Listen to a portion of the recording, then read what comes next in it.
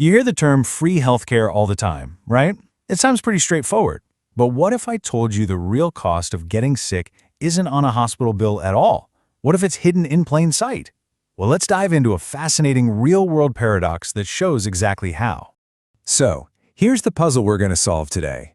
We have a patient in Sri Lanka who's getting diabetes treatment that's supposedly free, and yet somehow they end up paying 17,000 rupees. How on earth does that happen? It turns out the answer isn't in the hospital's accounting department, but in whose accounting you decide to use. The key to cracking this whole thing wide open comes from the field of health economics. It's a really powerful idea, and it's called perspective. And it's all about one simple choice: whose point of view are you using to measure the cost? So what is a perspective? Really, it's just the lens you're looking through for your analysis. It forces you to ask a fundamental question. Whose wallet are we actually looking into here? Are we looking at the government's budget, the patient's personal bank account, or something much, much bigger? You see, the perspective you choose isn't a small detail. It changes everything. It decides which costs even get counted in the first place, who has to pay for them, and who gets the benefits. It's kind of like putting on different pairs of glasses. Each one shows you a completely different picture of the exact same situation. Okay, so let's put on our first pair of glasses. We're going to look at this from the government's perspective. Now, for our patient with diabetes in Sri Lanka, all their medical care is free when they show up, but that doesn't mean it's without cost. So what does the government actually end up paying for? Well, from the government's point of view, the costs are pretty clear-cut. They're the direct line items that come straight out of the public health budget.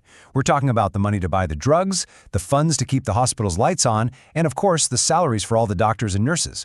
And here's what that looks like on paper. The routine stuff, drugs, lab tests, regular clinic visits, that all adds up to about 16,800 rupees for the year. But then, bam, look at this. A single 3-day stay in the hospital costs 32,000 rupees. That one event more than doubles the annual cost of the government. So you add it all up, and the total cost from the government's perspective is 48,805 rupees. Now that's a lot of money, for sure. But it's not our mystery number, is it? And more importantly, this number completely ignores what the patient themselves went through. So to find our answer, we have to change our perspective. All right, let's take off the government glasses, and now let's try to see this whole situation through the patient's eyes.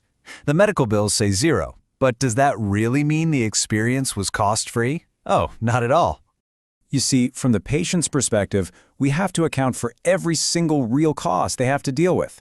These are the things that would never show up on a government budget, like the money for a bus ticket to get to the clinic, or, and this is the really crucial part, the wages they lost because they had to take a day off of work.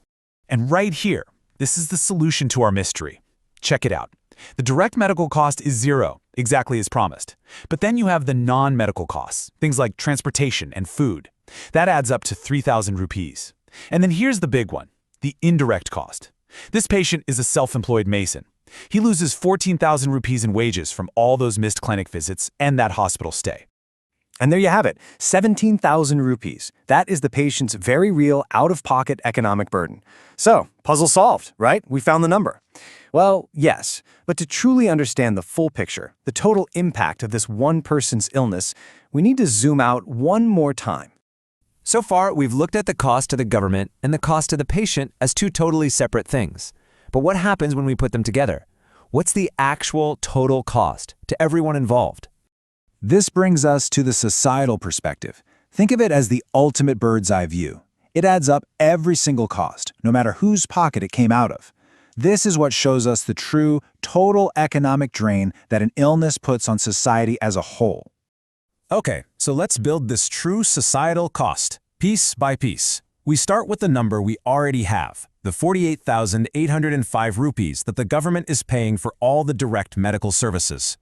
Now we add this second piece of the puzzle, the patient's costs. Remember, these were totally invisible from the government's point of view, but they were incredibly real to the patient. The travel, the food, and most importantly, all those lost wages from not being able to work. And when you add those two pieces together, you get our final number, 65,805 rupees. That is the true total economic burden of this one patient's diabetes for just 1 year. It's the sum of what the public pays and all those private hidden costs. Now, you might be thinking, okay, that's a neat little accounting trick. But understanding these different perspectives is so much more than that. It has huge, real-world implications for how we design and judge our health policies. Just look at these 3 bars side by side. The takeaway is crystal clear. Depending on your perspective, government, patient, or society, the cost of this disease looks dramatically different. A policy that looks like a great deal from one point of view might actually be a total disaster from another. And let's go back to that super expensive hospital stay. Preventing that one admission saves the government a whopping 32,000 rupees. But guess what? It also puts 6,000 rupees directly back into the patient's pocket from wages they didn't have to lose. An investment in better preventative care creates a win for absolutely everyone. And that's exactly why so many experts argue that the societal perspective is, in the end, the most important one. It's the only one that captures the whole story: the pressure on public funds, the financial hardship on families, and the lost economic output. It shows us the true cost of illness. So I'll leave you with this to think about. The next time you hear about a new health policy or a new drug, ask yourself, from whose perspective is this a good deal? Because as we've just seen, a policy that looks like a saving for one group might just be shifting a much heavier burden onto someone else. And that is a cost that's always worth calculating. Thanks for watching.